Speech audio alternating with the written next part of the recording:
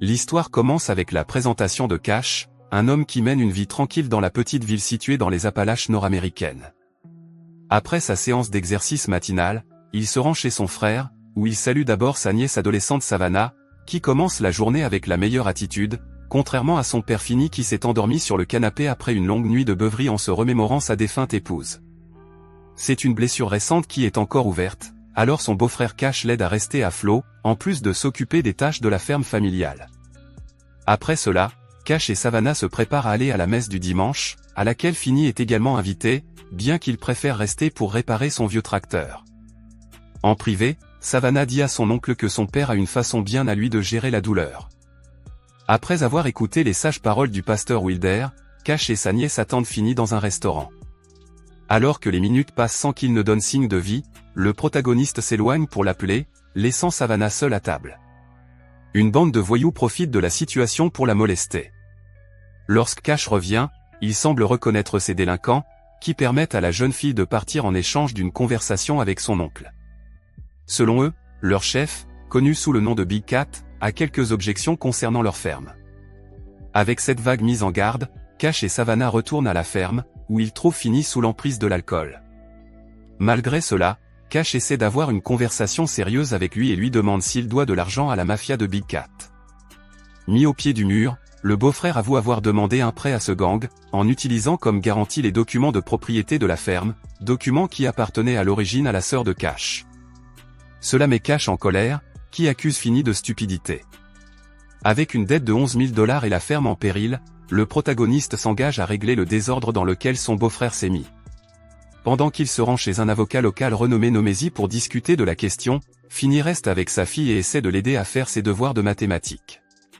Ils sont interrompus par l'arrivée de quelques voyous, menés par son second Bog. Pendant ce temps, l'une des voyous remarque Savannah. Elle se défend avec le couteau que son oncle lui a donné, transformant la situation en une guerre sans loi. Furieux, le protagoniste retourne à la ferme où Bog tire un coup de feu près de l'oreille de Finney en guise d'avertissement, puis s'en va avec ses hommes. Face à cette situation, Cash demande à sa nièce de prendre soin de Finney, car il a des choses à faire. N'ayant pas d'autre choix, Cash rend visite à Big Cat elle-même, la trafiquante de peur mieux connue sous le nom de reine de la ville.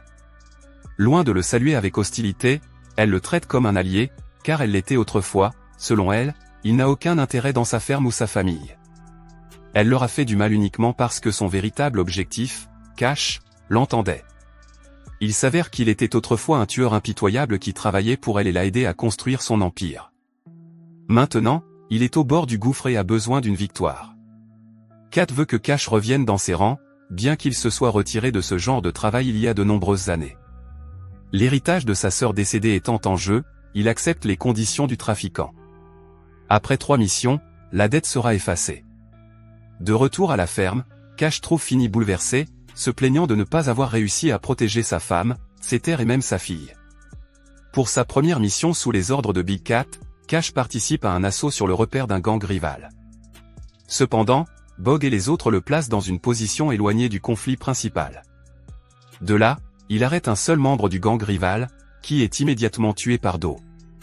Cash se rend compte qu'on lui a donné un pistolet sans balles, ce à quoi il répond qu'il testait sa loyauté, mais pour l'instant, il a réussi le test.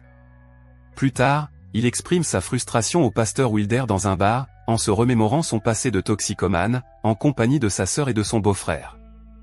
Malheureusement, sa sœur a fini par en payer le prix et c'est à ce moment-là qu'il a radicalement changé son mode de vie. Dans le deuxième travail, l'un des subordonnés de Cat, Zek, l'informe qu'ils doivent faire taire Lazarus, l'un des meilleurs trafiquants de l'organisation. Une fois hors de la ville, il s'arrête pour attendre les contacts que Lazarus devait rencontrer, mais Zek perd le contrôle et le tue dans un accès de colère.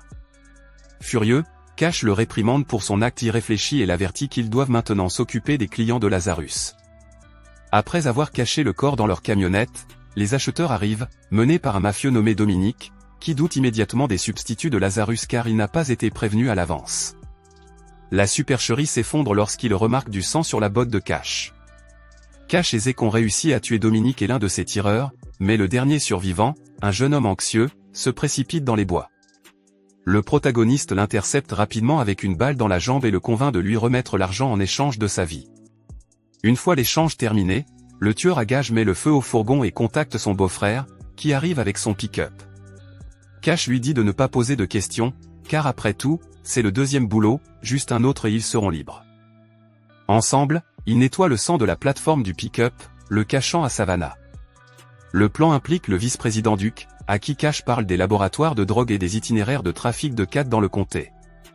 Cash promet de fournir des preuves si Duke garde son identité secrète et protège sa famille contre les représailles potentielles du trafiquant. Duke accepte l'accord.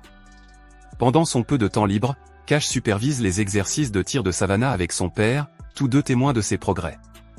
Peut-être qu'elle pourra devenir une chasseuse comme eux. Après avoir capturé l'un des grands félins, Duke essaie de contacter son informateur et suggère l'idée d'un micro caché pour faire tomber complètement le trafiquant. Cependant, Cash ignore ses appels, car il a été invité à une fête par Kat, où elle félicite son fils Zeke pour avoir fait croître son entreprise. Il n'est pas étonnant qu'elle n'ait pas levé le petit doigt lorsque Cash a demandé de l'aide. Lors de la fête, Kat félicite également Cash pour avoir conclu une vente qui semblait compliquée. Dégoûté par l'ambiance, Cash préfère fixer la cheminée, dans les flammes de laquelle il a autrefois juré fidélité à Big Cat. Elle présente le divertissement de la soirée, le même Duke ligoté et bâillonné. Cash essaie de garder son calme, sachant que c'est pour son bien, tandis que l'officier est brutalement battu. Après lui avoir brisé les genoux, il lui donne la possibilité de parler et il implore pitié car il a un fil à charge. Malheureusement, Kat veut en faire un terrible avertissement pour les autres. Alors qu'ils discutent du choix de l'instrument de torture, Cash suggère qu'ils en ont assez vu et propose de finir le shérif adjoint dans les bois. Kat rejette l'idée et tranche la gorge de Duke à ce moment-là. Elle ordonne au tueur à gages de se débarrasser du corps, ce qu'il accepte à condition que ce soit son dernier travail. Indigné, Big Cat lui rappelle que le raccord prend fin quand elle le dit, et qu'il ferait mieux de penser à sa famille s'il pense se rebeller. À l'aube, Bog montre à son patron le téléphone du défunt vice-président, rempli de messages entre lui et Cash. Soupçonnant Cash de l'avoir trahi, il appelle son beau-frère et lui dit de partir le plus loin possible avec Savannah. Cependant, Finney ignore l'avertissement car, ironiquement, il a accepté aujourd'hui d'accompagner sa fille à la messe. À la fin de la cérémonie, le père et la fille sont attaqués par des voyous masqués envoyés par Big Cat. Alors qu'ils tiennent les autres fidèles en joue, le pasteur Wilder apparaît de nulle part et les combat au corps à corps, les mettant à terre. Malgré cela, Finney est gravement blessé. Lorsque Cash arrive à l'hôpital, il ne trouve que Savannah qui pleure la mort de son père. Pour cette raison, le shérif Hollister rend visite à Kat et lui rappelle qu'elle ne peut pas fermer les yeux sur la violence en plein jour, même s'il semble qu'elle puisse ignorer le meurtre de son adjoint. Au lieu d'obéir, le trafiquant lui fait comprendre qu'il peut le remplacer à tout moment. Bouleversée par la mort de son père, Savannah demande pourquoi la police ne fait rien alors qu'elle sait déjà qui l'a tué. Malheureusement, son oncle lui explique que tout le monde dans cette ville a peur. Tout en gardant son attitude stoïque envers sa nièce, Cash explose en privé de colère et demande à Dieu de protéger sa famille alors qu'il poursuit sa vengeance. Le tueur à gages enragé interrompt rapidement une vente de drogue, déclenchant une fusillade au cours de laquelle il est renversé par la voiture du trafiquant. Au moins, il parvient à planter une balle entre les yeux du trafiquant. De retour à son pick-up, Cash se rend compte qu'il a perdu ses clés pendant la bagarre. Elles sont retrouvées par le shérif, qui promet à Big Cat qu'il s'occupera du fermier Furious. De même, Bog, Zeke et un autre Tug font irruption chez Wilder, pensant que Savannah s'y cache. Même s'ils le battent, il ne dit pas un mot. La jeune fille entend encore les cris provenant du grenier et décide de se livrer aux voyous, sauvant ainsi la vie du berger.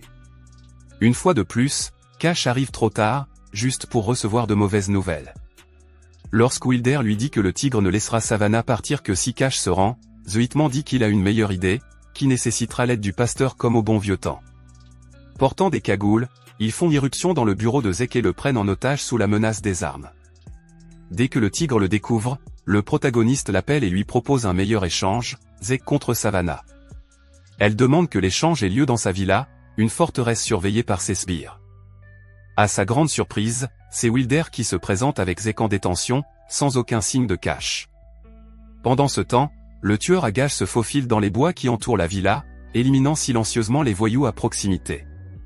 Au même moment, Savannah profite d'un garde distrait pour couper ses liens avec le bord tranchant de sa chaise. Dès que le garde se retourne, elle le surprend avec un coup de fusil. Cela déclenche une fusillade entre les forces des grands félins et Wilder, tandis que Cash poursuit sa progression à travers la forêt. Au milieu du chaos, Zeke se libère du berger et prend une arme à feu à un tube tombé. Tirant sur Wilder, qui répond immédiatement au feu. L'avocat commet l'erreur de courir dans les bois où il effraie les chiens de garde, qui l'attaquent instinctivement.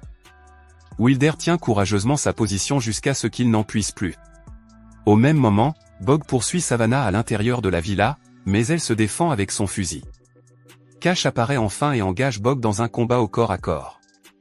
Cash est poignardé, mais parvient à tuer son ennemi en utilisant les éclats d'une jarre cassée. Inquiète pour la mort de son fils, Big Cat surprend Cash en train de tirer juste au moment où il s'enfuit. Sans plus d'options et blessé, Cash dit à sa nièce de s'enfuir tant qu'elle le peut, puis Big Cat le maîtrise et il déclare qu'ils se reverront en enfer. Alors qu'il est sur le point de le finir, Savannah revient et lui plante un couteau dans la tête. Quelque temps plus tard, nous voyons Wilder se remettre en église et Cash travailler dans sa ferme avec Savannah.